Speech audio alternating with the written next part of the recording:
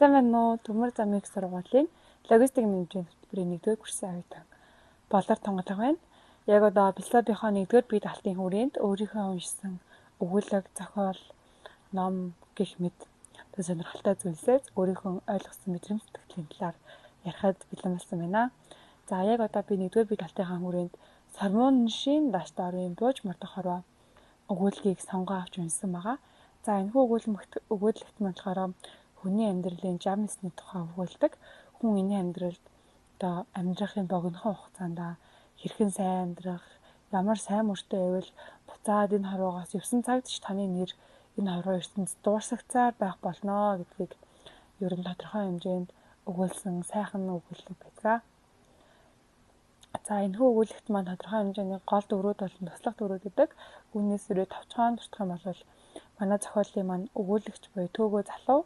За манай зохиолын маань гол дүр буюу буянтай ах мод настан хангай буюу ангаа өвгөн. За манай төөгөө залуугийн маань найз мөн өгүүлэгч болох самбаа залуу. За тэгээ манай төөгөө өвгөний маань хадам аа буюу баян сад гэх хүмүүсийн талаар ер нь тодорхой хэмжээнд өгүүлэгт гардаг. За манай энэхүү өгүүлгийн маань орчин болон зохиолын талаар ярих юм бол манай энэхүү өгүүлэг маань Монголын нэгэн хөдөөгийн амьдрал, нүүдэлчин монголчууд болон хонь малаа харуулах, хоньны бэлчээр хэрхэн байдаг, адуу малтайгаа хэрхэн харьцдаг, одоо нутаг усандаа айс ахалдаг, хэрхэн хүндэлдэг талаар ер нь манай зохиолын маань орчин тойрон бол гардаг. За манай зохиол маань болохоор төөгөө залуугийн хоньны хишиг өдрөөр эхэлдэг. Хоньны хишиг өдрөөр хоньныхон бэлчээрт ганцдаад 1-2-ыг тунгаан бодон чулуу эргүүл сууж байгаагаар ер манай зохиол маань эхэлдэг. За манай төөгөө залуу дээр маань самбаа залуу ирээд тэр хоёр хууч хөөрөн нэг таагүй мэдэг бол самбаа залуу төөгөө залууд маань дуулгадаг. За энэ нь юу вэ гэсэн чинь манай хангай буюу ангай нутаг усандаа алдартай эмнэг сургагч бүх тэгээд залууд өнөртөө үлгэрлдэг маш тийм буянтай хангай гэх үгнийг одоо бурхан болсныг дуулгадаг. Үүнд тэр хоёр нэг хэсэг чимээгүй болж хангай үгний араас одоо залбиран одоо нэг шиг бодлогоширж байгаагаар ер нь зохиол маань эхэлдэг. За үүний дараа төөгөө залуу маань хангай үгнийг амьд зэрүүндээ ямар хүн байсан талаар тодорхой хэмжээнд өгүүлдэг. За хэдхэн хоногийн өмнө сумын хүүхдийн зааланд бүхэн барилтаа нар тэр бүхийг тэгэж унгаа ийм их хийдгийн гэх мэт цоглог сууж исэн хангай үгэн ямар хурдан хорвоогоос явчих вэ хэмээн харамсдаг. За харин төөгөө залуу маань би хангай үгний хачийг хариулж амьд зэрүүнд нь хачийг нь хариулж чадсангүй дээ хэмээн одоо маш их одоо өөртөө жоохон сэтгэлийн гүндээ бодлогоширтой үлддэг. За энэ нь юу вэ гэсэн чам төөгөө баг залуу байхад баян сад гэх айлын дөнгөж хөргөө ордог жил одоо тухайн одоо хангай үгэн маань төөгөө залууд нь тодорхой хэмжээний тус өргөдөг.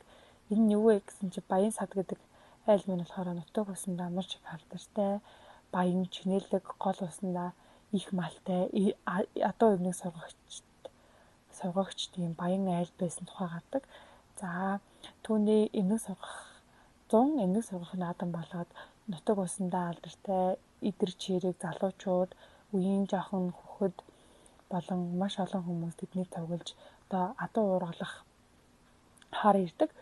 За энэ үед тэр айлын шинхэн өргөн төөгөө залууд одоо унгуу уургалах санаа байсан боловч баян сад түүнийг голон шин залуу хүүхэд одоо юу чадах вэ? Хий уургалаад одоо унага гагшаачхан гэд ер нь их дургуутдаг. Тэгээд унгийнхаа уурга болон хадгийг одоо унгуу уургыг минь уургалаач хэмээн одоо манай хангай өгөнд уурга хадгаа бариад одоо аяг сүтээ өгдөг.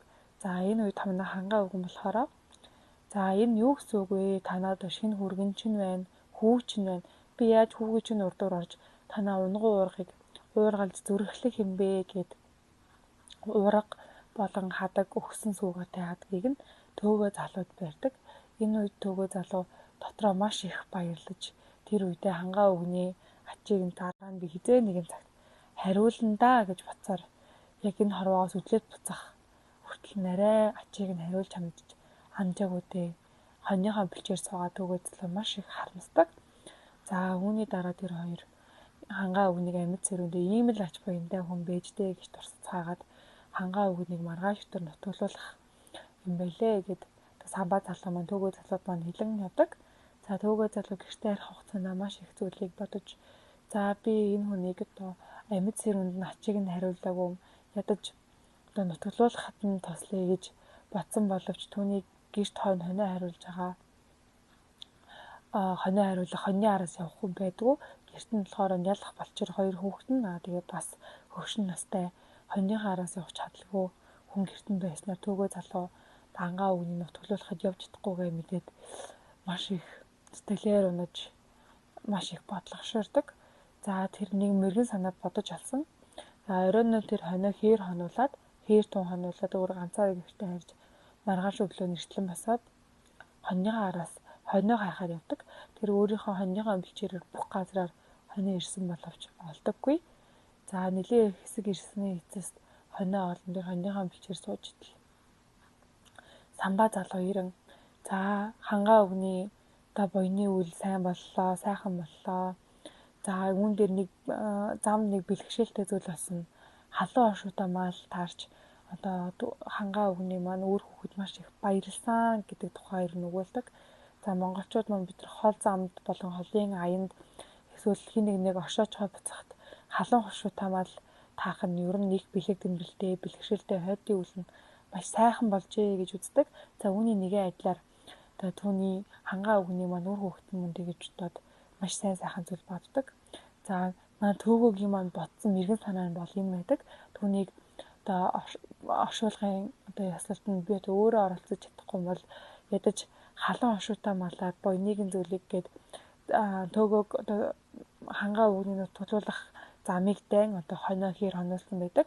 За төгөө залуу энэ үйлдэлийг сонсоод за би хангаа өвгнийг амьд цэрүүн одоо уйдна одоо баярлуулж чадаагүй ядаж одоо ингээд оршуулгахад нөр хүүхдийн баярлуулаа гэд өөрийнхөө сэтгэлд байсан тодорхой хэмжээний бодол гоныг нь одоо ингээд гар сэтгэл нь их зөөлөрдөг.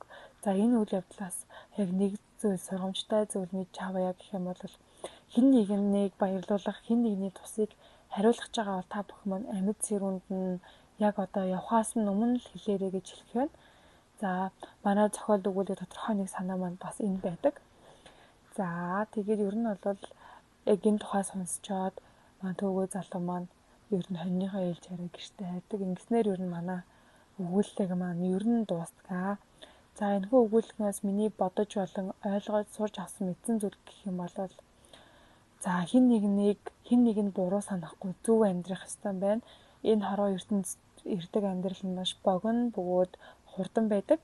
Энэ богино хурдан одоо амьдрахын хугацаанд зөв мөртөө зөв үйл замтай явах юм бол хизээ нэгэн цагт энэ хорвоогоос буцахад ард үдлэж буй гэр бүлийнхэн болон найз нөхдөдөө нэр хүндтэй үр хүүхдүүдтэй буян хураасан сайн сайхан амьдрах юм байна гэдгийг маш ихээр ойлгож мэдэж авсан.